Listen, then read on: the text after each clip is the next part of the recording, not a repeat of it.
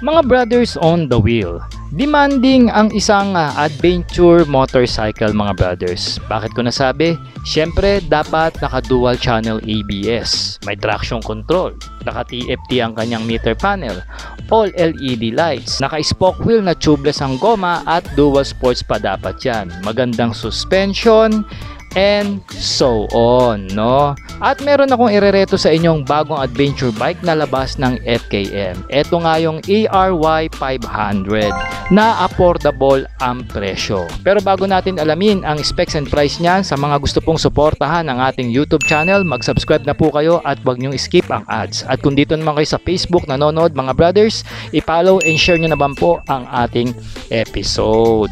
At dahil dyan, maraming salamat na agad. Alright. Get ready. Drop the beat. 4, 3, 2, 1, go.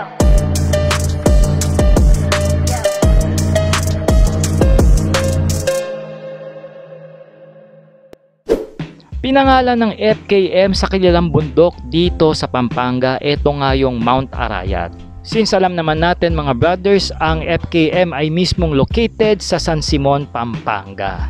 Kaya ang tawag dito is ARY 500 o Arayat 500. Kung titignan natin yung motorsiklo, talagang nakadesign siya pang on-road at pang off-road, no? Ang kanyang disenyo mga brothers ay masasabi kong premium and yet rugged ang kanyang datingan. Dito sa harapan parang meron siyang balaklaba sa ulo na nagsisilbing kanyang kaha. Meron tayo ditong non-adjustable na windscreen at kung titignan natin yung kanyang headlight, no, napaka-porma niyan mga brothers. At pinaiilaw na yan ng LED pagdating sa kanyang headlight. Tapos meron tayo ritong rounded na daytime running lights. At kung titignan nyo yung kanyang headlight design, parang compass mga brado. O diba? Astig. Merong north, east, west at south. Pagdating naman sa kanyang front suspension mga brothers, naka upside down fork na po ito mga brad. At meron pa yang reflector. Maiksi lang naman ang ating front fender dito mga brothers. Pero nakakatulong naman yan para wag basta-basta marumihan ang ating makina dito. And of course meron na rin siyang engine pan dito sa ilalim ng makina, no? Ang ating daytime running lights mga brothers is nandito sa baba ng headlight. Gustong gusto ko yung pagkakaposisyon yan, very unique. At pinaiilaw na rin yan ng LED. Going naman dito sa kanyang gulong, meron itong tire size na 110 by 80 at 19 inches spoke wheel. Ang maganda pa rito mga brothers, naka dual sports na ito at naka tubeless na rin, kaya wala kayong poproblemahin sa mga maliliit na butas o kung maplatan ang inyong motorsiklo, lalo na kung nasa off-road kayo. Ang pinaangas pa rito mga brothers, yung setup ng kanyang preno. Naka radial mounting na ito mga brothers, which is nakikita natin sa mga pangkarerang motorsiklo. Naka 4 piston pad caliper na rin yan at meron siyang malaking disc rotor. Ang maganda pa dito, sinamahan na rin yan ng FKM ng anti-lock braking system para sa safety natin sa preno.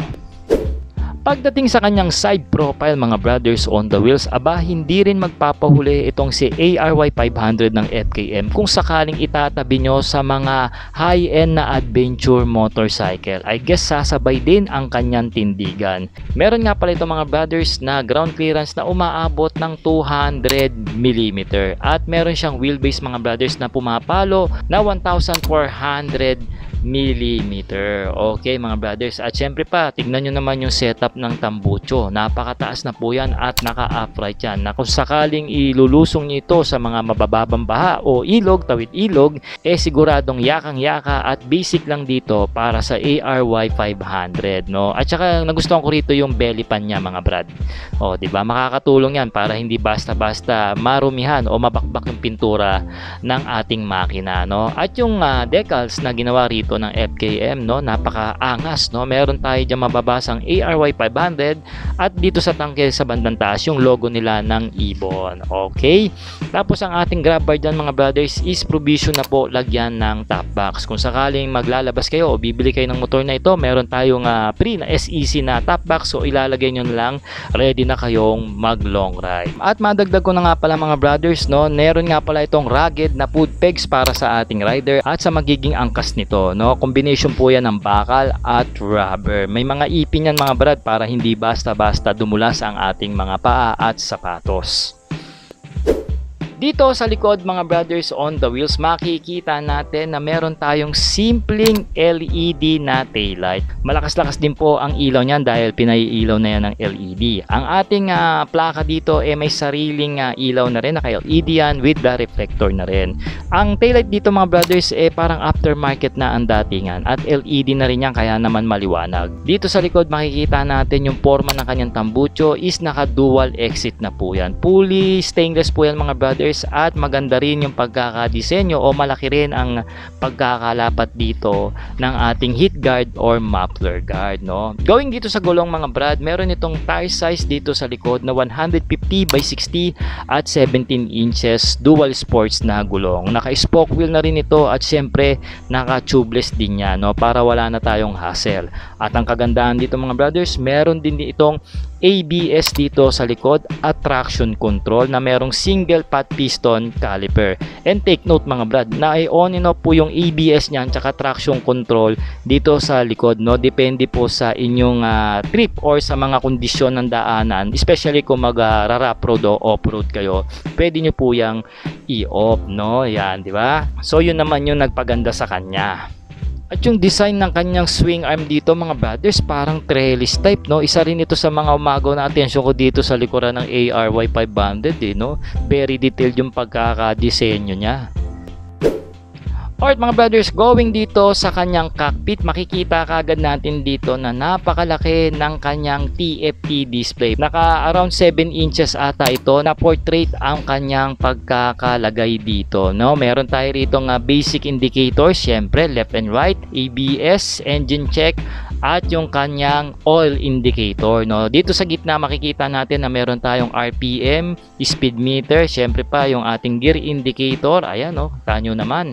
Yung engine temperature natin, tapos yung fuel meter dito sa baba. Sa taas naman mga brothers, nandyan ang ating orasan, traction control, trip 1, trip 2, at yung average fuel consumption. Pwede po natin galawin yung settings niyan mga brothers, no? Meron po yung pindutan o buttons dito sa left side, no? Syempre pa mga brothers, naka naked handlebar tayo rito with the standard switches sa manibela. Dito sa kaliwa, andito ang ating busina, left and right, no? Hazard switch at low bin, high bin, at syempre yung flasher. Ang gusto ko pa rito, naka-adjustable ang kanyang clutch lever, and also meron din siyang handguard. Kita nyo naman, di na kayo maglalagay, talagang adventure ang datingan.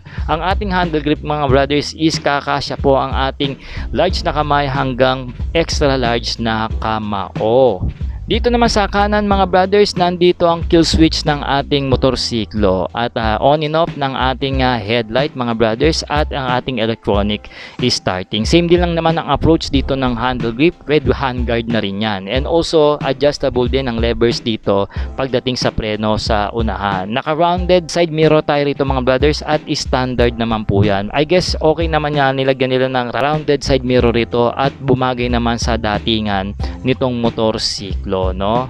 At bago ko malimutan, meron na nga rin pala yung USB charging port para sa charging ng ating mga cellphone, no? At tignan natin yung kanyang tangke, no? Ito napaka useful ng pagkaka-design dito ng ginawa ng FKM, no? Meron siyang parang lagayan dito. Parang pwede nyo ditong ilagay yung inyong cellphone. Maglalagay lang kayo dyan ng cellphone holder, yung mga magnetic. I guess ito yung mga nakikita ko. At saka maglalagay kayo ng camera rito. Yung nauusong mga tech ngayon sa motorsiklo with the GPS and so on. Ayan, pwede nyong ilagay dito, no? So parang provision na siya, no? And mayroon nga pala itong tank capacity na 16 liters. Hindi pa nga natin alam kung ilan ang fuel consumption nito, since hindi pa naman natin siya long ride o hindi pa naman natin siya na full review mga brothers, no? So wala tayong idea dyan, no? Kaya ito dito sa cockpit, no, talagang mabubusog ka. Okay, check natin yung motorsiklo into a bike fitting. Okay, so alam niyo naman ang aking reference, mababa lang po ang height ko, 5'4" in height lang ako, at naka-boots tayo ng stitch sole, kaya tumangkad-tangkad tayo kahit papano. At meron lang tayong bigat na 53 kg at may reach lang po ang ating braso ng 20 inches, at ganyan po ang itsura. So nakatingkayad tayo rito mga brad. Kahit gano'n naman, kaya ko pa rin naman siyang maninuhin, basta wag lang akong may angkas, no? So magsiswitch lang po tayo dito ng ating legs, no? Pwede pong left, pwede pong right. height. Depende po yan para po ma-manage natin ng maayos itong motorsiklo. I guess ganoon naman talaga yung mga technique. Or pwede tayong sumakay dito na naka-side stand yung motorsiklo katulad ng ginagawa ni Jet Li. Well, meron siyang seat height mga brothers na 830mm. Mataas-taas po yan mga brad dahil isa nga itong adventure na motor. At sabi ko nga kanina may ground clearance ito na 200mm, no? At ang bigat naman niya mga brothers, meron siyang total weight na 209kg, no? Pag naka-full tank at merong engine oil. I guess tamang-tama lang ito sa isang adventure bike na mid-size ang kanyang category, no? Kasi pag tumaas pa ito ng around 220, mabibigatan ka na dito lalo, no? And then ang ating riding position dito is upright po ito at may malapad tayo rito ang manibela. Kaya naman kung mag-o-offroad kayo, no, o kung sakaling ma-traffic kayo, which is hindi naman to naka-design para doon, hindi kayo basta-basta mapapagod. Pero depende pa rin kung may mga may angkas kayo at mayroon kayong mga top box, side boxes, syempre mabigat-bigat na rin itong motorsiklo. Pero for the bike fitting, 5.4 na katulad ko, kayang-kaya pa naman, no? Siguro kung mga 5.3, siguradong mahihirapan ka nang i-manage ang motorsiklong ito. Pero depende pa rin kasi may mga rider talaga na 5.3 ang pababa, kaya pa rin maninuhin ang ganitong klaseng motorsiklo. So ayan mga brothers, nakita nyo na po ang ating bike fitting. Mga brothers, pinatatakbo ang ARY 500 na isang parallel twin 500cc, no? Naka-double overhead cam na po ang valve train niyan with the 8 valves, no? Meaning naka 4 valves po kada cylinder. Naka-liquid cooling na rin ang motorsiklo dahil mataas po ang compression ratio nito. At meron po itong 35 kilowatts pagdating sa kanyang horsepower na merong 8,500 RPM. At umaarangkada naman ito ng 43 Nm of torque at 6,750 RPM. Syempre naka-fuel injected na rin ang motorsiklong ito with the 6-speed manual transmission at nilagyan pa yan ng sleeper clutch assist ng FKM para maswabe ang ating kambyuhan. So ayan na nga mga brothers, nalatag ko na nga sa inyo ang specs and features nitong Arayat 500 ng FKM o sa tawag nating ARY 500. Ngayon ang presyo nito is meron po siyang cash price na 298,000 pesos at wala pa po siyang price pagdating sa terms or installment, no? At open na po pala ito sa reservation. Sa mga interested, pwede na po kayo mag-PM sa ating Facebook page para po ma-reserve natin kayo ng unit kung saang malapit kayo ng branch ng FKM, especially sa mga brothers natin na taga Metro Manila hanggang Pampanga at Tarlac and Nueva Ecija. Okay, mga brothers, mag-comment naman kayo ng yes kung nagustuhan nyo po ang ating episode na ito. At syempre, comment nyo na rin kung saan kayong location dito sa Pilipinas o kung nasa ibang bansa kayo para alam ko po kung saan nakakarating ang ating video. At dahil dyan, maraming salamat na kaagad. So mga brothers, abang lang kayo, meron pa tayong mga ibang motorsiklo na re-reviewin dito sa Makina Moto Expo 2025. For now, ride safe and cheers!